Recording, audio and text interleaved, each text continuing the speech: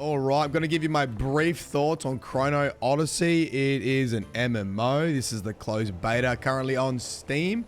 There are 6 classes available. I've played the last 7 hours as a very attractive berserk. As you can see, there's a very comprehensive customization character option. And the way it works is with the characters, you get access to 3 weapon sets. So with the Berserker, you get chain blades, you get twin axes, and you get a battle axe. You can have 2 equipped at the same time and switch between them.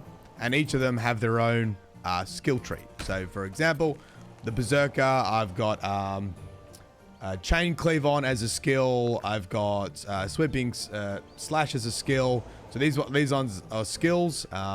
Chain strike's a skill, and the ones in the middle are like your passive. So this is like bloodthirst. This whole like loop for the Berserker revolves around just hitting stuff and going berserk. Who would have thought it? And triggering bloodthirst, which gives me HP back and allows me to use my moves a bit more. There's more complexity to that, and I could definitely make a more detailed video of the characters. People like it. But at the moment, I'm just getting a lot of people asking, like, what is this game? How does it work? And some real basic stuff. So, 6 classes, 3 you can play at the moment. Each class has 3 weapon types. Each weapon type has their own skill tree with it. The classes are Berserker and Swordsmith. You can play right now, and like a Ranger class, which has a crossbow and bow and arrow. I can showcase them if people want to see more. Things I like about this game, because it is getting a lot of people come through chat saying they don't like it, or that people have been like negatively reviewing it and whatever. There's lots to like here, and I actually have a really strong positive first impressions of it. One of the things I want to showcase is the exploration. I've mainly just done exploring the whole time. A lot of MMOs will have you chopping down trees and hitting rocks. I think I've mined maybe like 5 rocks this whole time and hit 2 trees.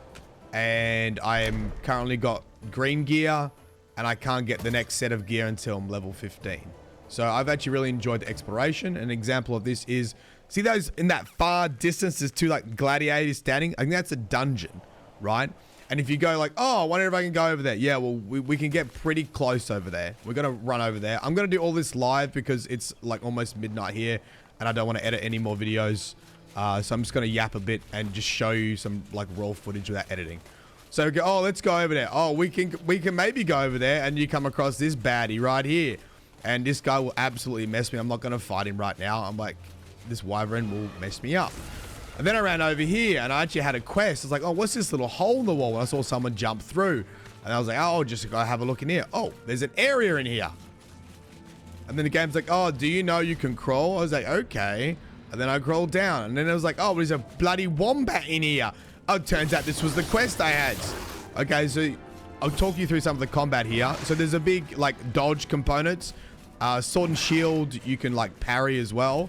So, this is where the developers, I think the developers have been pushing, like, Dark Souls-y stuff, and people have been repeating that.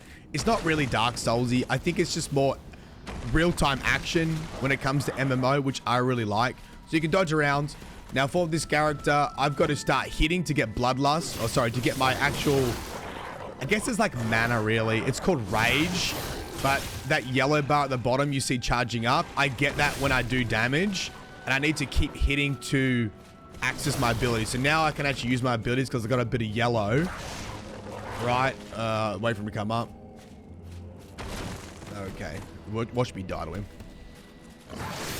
Right. And I can start using my abilities. And I'm going to roar here. This is going to give me some health back, and then like basically loop back into me using my abilities again. I'm not going to go into the full like explanation, but the loop has been actually pretty enjoyable. Other moves, I got this one. Nice. This one. Right. Killed the wombat. Finished the mission. Then I went over here and picked up this thing. I was like, oh, there's a dead body here. And this triggered another mission. This has pretty much been my experience the whole time. I take like 5 steps and I stumble across like 3 missions. I think the exploration has been really, really good. and I haven't been chopping down trees the whole time, and I actually been really enjoying the combat. So for an MMO, and I'm at 37 FPS right now and 300 millisecond ping, you tell me. Like, yeah, I just think it needs a little bit more polish. I've really enjoyed the combat. There's a lot more to talk about this game, but I wanted to just give that first impression. I also want to show you the abandoned farm and maybe a little bit of the town if you'll have it, and maybe the final boss will give it a crack on stream as well. But my first impressions of this has been very solid. It looks a little bit janky. There's definitely some issues with lighting going on. I am running this on a 2080 Ti, and I think the minimum spec is a 2070, so I'm just above minimum specs. I'm obviously not getting a huge amount of frames per second. I'm also in Australia playing on a US server. And actually, this is the issue. See the lighting? Apparently, this is not just me. This is not just my PC. Like, I spoke to other creators and, like, they're aware of this lighting issue and this stuff going on like this.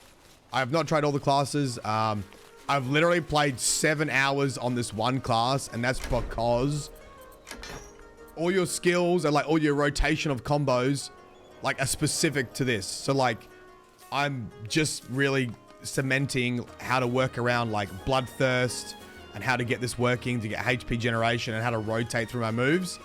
And then as soon as I switch onto something else, I'm going to have to learn a whole bunch of different button combos. So I haven't even gone to other classes, let alone other weapons. I've spent about 7 hours on just this single weapon so far. But I would like to go through them all. Town, very usual MMO stuff going on here. One of the coolest things is the bounty board. And these have you track down villains, whatever. People and creatures in the world to chop their heads off and bring it back. But they are actually hidden in a really cool, nice way. Like, this Oswald guy took me ages to come across.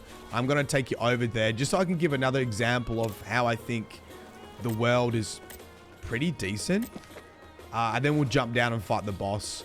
I'm going to keep streaming over the weekend, so if you want to tune in and watch some more live, you can do that too. I'll find a time to stream. It's probably not going to be my normal stream times, we'll see, because it's, you know, family over the weekend. YouTube and Twitch, you can ask any questions as we run to our next location.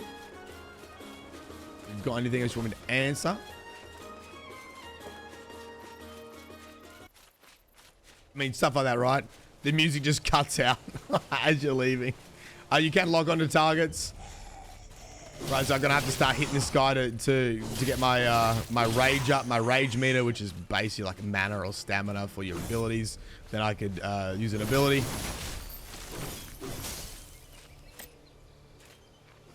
I honestly have been treating this more like an open world. I've been treating this more like Elden Ring than I've treated it like an MMO. So that's kind of how I've enjoyed it so far.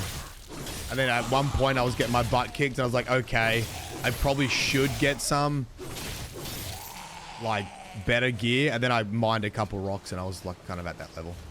Right. So this, when you track a bounty, it shows you a general area and you have to look around for stuff. And I was looking around for like an hour to try to find this guy. And eventually there was a dude here that says, oh, he's like been ambushing people and stealing gold. And he's like, follow the gold trail, like follow the jewelry with blood on it. And then there's like urns with jewelry and blood on them. I didn't actually realize this, but it must take it away if you don't have the bounty. But if you have the bounty, it's there. And you follow it, and you like follow it all the way around. You follow this trail of like blood-stained money. And then eventually you get over here. Oh, they removed this too. This is kind of interesting. There's a rope here. And then you look over the edge because of the rope, you see a body. And you're like, oh, what's down there? Oh, okay.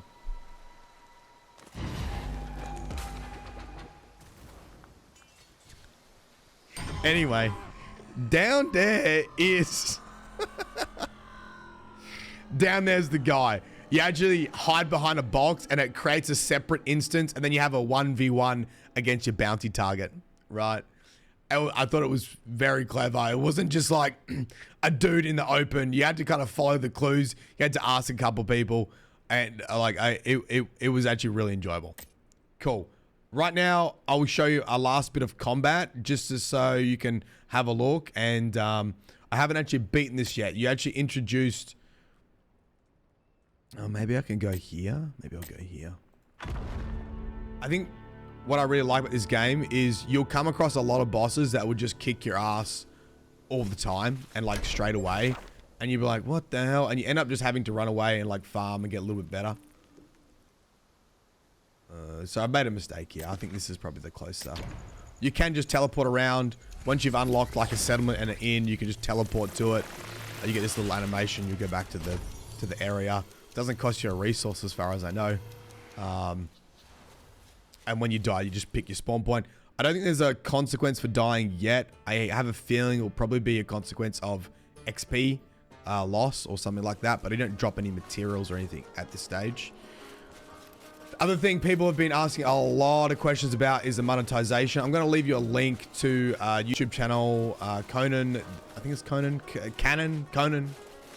Sorry if I messed that up. I'll leave you a link in the description below. But they interviewed the devs.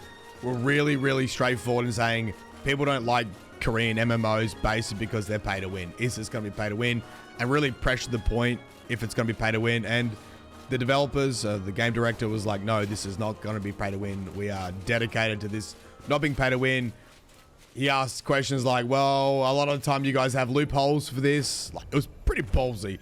Like, you know, you guys, you say you're not pay to win, but then you have like a loophole and it eventually B's pay to win. And, you know, they said, no, it's going to be cosmetics and mounts essentially for it. So I think that's people's main concern with it. Is falling into that trap, and seems like it's not going to be the issue, but obviously we can't tell until it's fully out. It's not, we don't have that information yet. So this will be one of the first bosses you fight. It's in all the like promotional material, so I don't think it's really a spoiler, but I think it's important to show you in the game there are these activities, and I think these activities run a lot better because it takes you out of the open world and puts you into like a separate instance, I think. I think this is how dungeons and vaults are going to work as well. So even though like my frames are pretty rubbish around other people, when we go into here it'll be a little bit different, hopefully.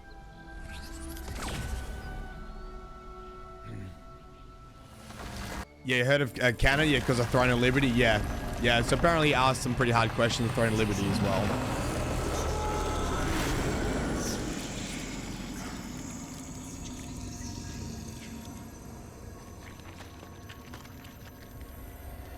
Right. Let's do it. Now, this guy was absolutely kicking my butt when I first did it. What's the fire team and squad size? I don't know, but I think it's a small number. Like, this is not going to have 30-person, 40-person raids. I think the idea with the combat really is to have smaller teams and to be a little bit more intentional with combat rather than spamming something or just rotating through your abilities.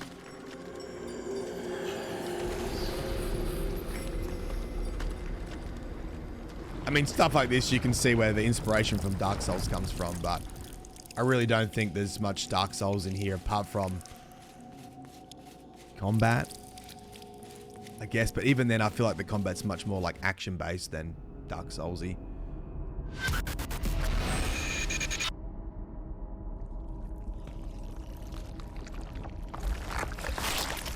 Blah.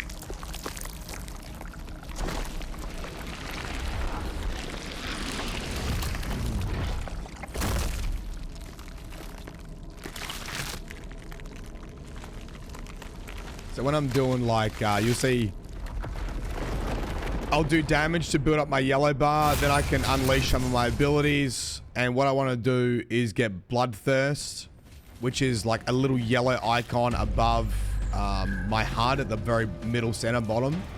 So at the moment I can't use any abilities. I'm gonna attack. Okay, build up my rage. Sorry, my rage allows me to use abilities. Still can't use them yet. Ooh. Oh, I'm getting pumped. I can use some now. Oh no. I'm gonna have to roar here. Roar, give me.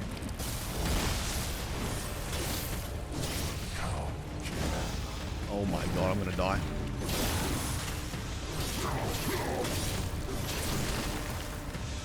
I've got 2 bloodthirsts. Give me a little bit of health back. Can I roar? I can't roar. If I can roar, I can like consume those to get more HP back. And I didn't bring any potions with me. Now I'm dead. There you go. That's what it looks like. Was not a very good showcase of my abilities.